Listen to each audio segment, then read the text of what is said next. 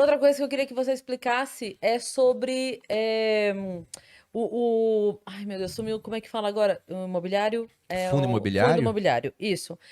Como ele funciona, em termos práticos, assim? Se a gente for pensar em um fundo de investimento no geral, imagine um condomínio de investidores. Esse condomínio se reúne, ele junta recursos, ele dá para uma gestora, vai ter um responsável por alocar aqueles recursos. Isso é um fundo de investimento. Vai ter um auditor para ver se está tudo acontecendo bem, vai ter um administrador, os recursos ficam em um banco. Então, essa é a figura de um fundo de investimento. E no fundo de investimento imobiliário, que é conhecido pela sigla, né, FII, F-I-I, você tem a mesma coisa, só que voltada para a parte dos imóveis, né, ou construção ou exploração de imóveis. Só que esse fundo tem algumas características diferentes de outros fundos. Você pega um fundo de ações, por exemplo, que tem a finalidade de comprar participação em empresas que são negociadas em bolsa, né? Tem que fazer isso aí com 67% do patrimônio do fundo e queriam aumentar para 75%. Tem até que ver que se aumentou ou não. Mas enfim, a maior parte do dinheiro você vai investir em ações. E essas empresas pagam dividendos, mas o dinheiro fica dentro do fundo para ser reinvestido em mais ações. O fundo não distribui o que ele tem de dividendo, né? Que é uma partezinha do lucro que vai para o investidor. No fundo de investimento imobiliário é o oposto. Tudo que os fundos geram de renda, imagina um fundo que tem shoppings no portfólio. Aí os lojistas pagam aluguel para o shopping. Ele pega esse dinheiro e 95% dele tem que ir para os investidores. Então, é uma maneira que você tem hoje de fazer algo que o brasileiro gosta muito, que é investir em imóvel, o que é um reflexo de duas coisas, né? Primeiro, que o mercado imobiliário é bom, Sim. né? Nos Estados Unidos é um dos mais lucrativos do mundo. E aqui no Brasil, como a gente tem um histórico de inflação muito grande, era uma forma de se proteger, comprar terra. Ter um bem. Porque o preço ele acompanharia um pouco a inflação. Então você consegue investir em imóveis, só que de uma forma muito diferente da tradicional. Porque comprar um imóvel não é barato.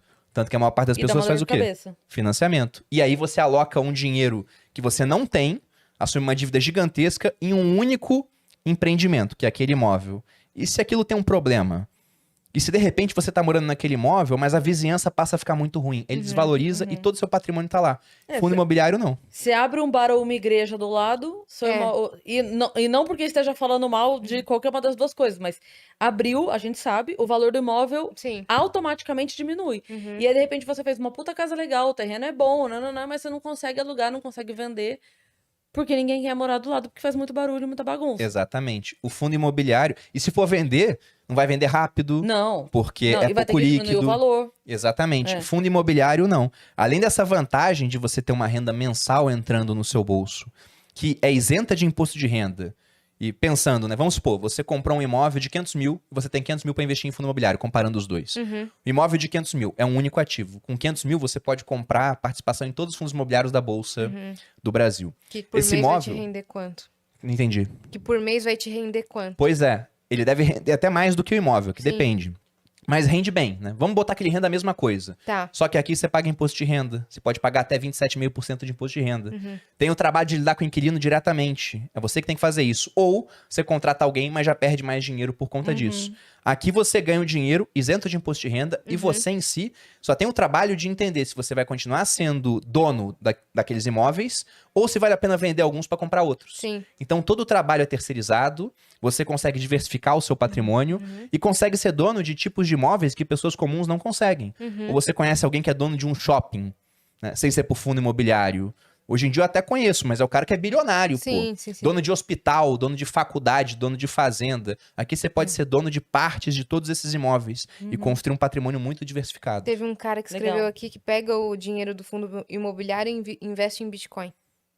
É uma boa, eu acho, né? Lógico que tem que ver as proporções da carteira dele, né? Pra não ter nem muito nem pouco. Mas eu acho interessante. Tem um viajante que disse que ele está assistindo a gente da Argentina e diz que os imóveis por lá são dolarizados. Pois é, Sim. porque ninguém mais negocia imóvel em peso, porque muda Sim. todo dia, pô. Na verdade, a maioria dos negócios lá são feitos em dólar.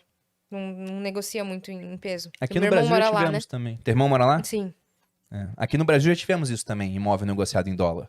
Porque chega um ponto onde a moeda lá, ela é tão pouco estável que você não faz mais contas naquela moeda, né? Sim. Uma das características da moeda, a gente falou de Bitcoin, por exemplo, eu entendo que o Bitcoin vai ser uma reserva de valor, que é uma das 3 características. As outras 2 é ser um meio de troca.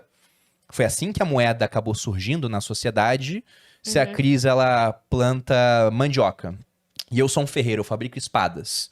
E a Cris quer comprar uma espada, ela vem com a mandioca e fala, Bruno, tá aqui mandioca, me dá a espada. Eu falo, mas eu não quero mandioca, eu não como mandioca. Eu quero maçã. A Yas, ela produz maçãs. Aí você tem que trocar a mandioca pela maçã pra ver se eu vou querer depois te dar a espada. É muito complicado, é pouco dinâmico. Só que a Cris é esperta, ela vê que todo mundo precisa de sal. Então ela vai, troca a mandioca por sal, chega pra mim e fala, ó, vou te dar sal. Eu falo, bom, quero comer maçã, mas sal eu vou precisar também. Eu aceito trocar. Então, por isso que o sal foi usado como moeda durante um tempo. É um meio de troca.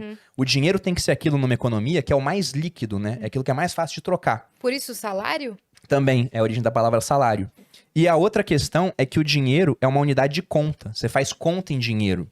Assim como o metro, ele é usado para medir a altura e o quilo para você medir massa, né? Peso.